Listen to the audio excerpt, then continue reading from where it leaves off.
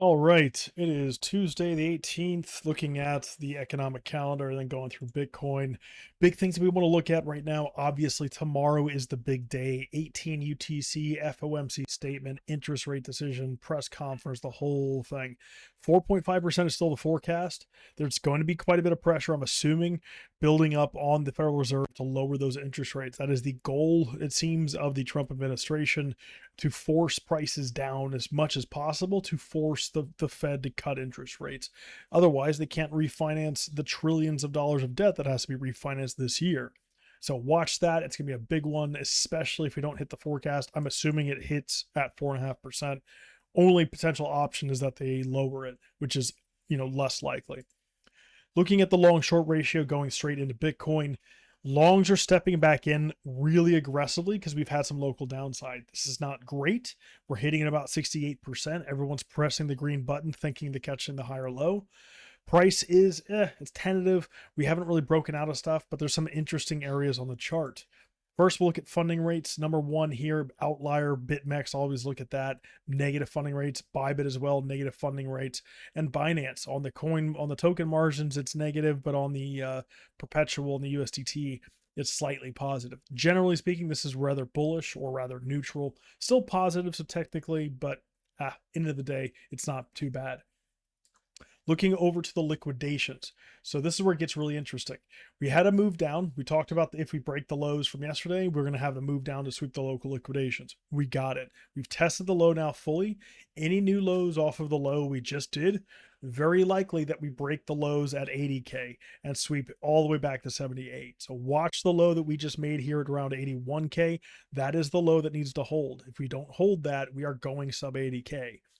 Above us, well, there's a couple things to regain. The big things really is gaining back this little hip. It doesn't look like much here on the chart, but 83.5. Then we can start attacking that high leverage and high buildup of short liquidation right above us, which could easily take us all the way up to 88, even 89K. So watch that. It's very important that we start regaining some of these levels. But again, if we make any new lows, since we do have some local priority down, we have to go and do a sub 80K move. On the liquidity side for the order book, so there were some big orders stepping in earlier today to try and hold this kind of higher low in the current price. They actually managed to hold the higher low, and now we're stepping back off to attack higher. Again, you're still in a local breakdown of the local structure. You really want to start getting it back above some of these levels, like 82.2 on the very low time frames. Realistically, getting back above the highs here, this is the hip, 80, call it 83.4. Getting back above that allows us to do a retest of March. So where is March? The big thing here is looking at the chart. We've had the March open right up here at 84.350-ish.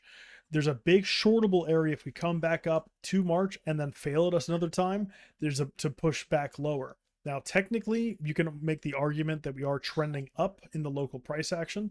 The problem that I have with that is that we broke a pretty significant structure and then made a lower high and now a lower low. So all I'm saying is right now, it looks a little bit rough in the local move, like we're trend changing back to the downside. That being said, any regain right here off the weekly open, getting back up at 82.5 is going to be key. Getting back above that, what's that? 83.3, 83.4. That's going to be the moves that get us back up to attack that kind of March area. Anything that goes up and breaks through March and regains it, we have to take the massive amount of short liquidations, which is just sitting right above us. So it's pretty big. It's massive.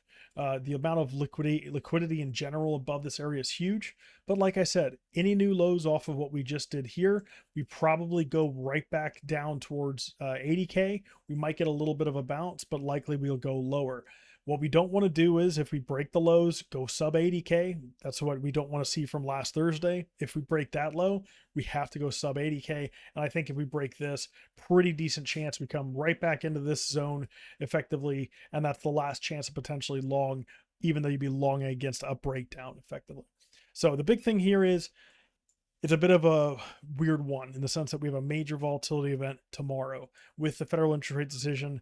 Regardless if the forecast and it hits exactly as expected, some people I think are trying to price in some drop, but nothing we can really confirm. The number one thing here is there's a lot of uncertainty going into tomorrow, so be tentative with your positions going into that announcement for the federal interest rate decision, I'm expecting quite a bit of volatility around that just because of the current market conditions have been in a major downturn. So macro, really easy. You gain March, you attack higher, probably go to fill this old CME gap at 86.3, likely to go much higher up towards 88, 89, even 90K. So that's the number one thing to gain back on the local as far as the chart. To the downside, like I said, if you break any new lows here, likely you're going to sweep right back to the previous weekly and probably lower into this move. So you're in that uncomfortable area where we haven't really broken out of where we're resisting at. We have a lot of overlapping resistance up here. And I would say that until that's kind of taken out and definitively gained, you're looking for that initial rejection to break down and come attack the liquidity below us. So watch that. That's your invalidation of the downside, and catch you tomorrow.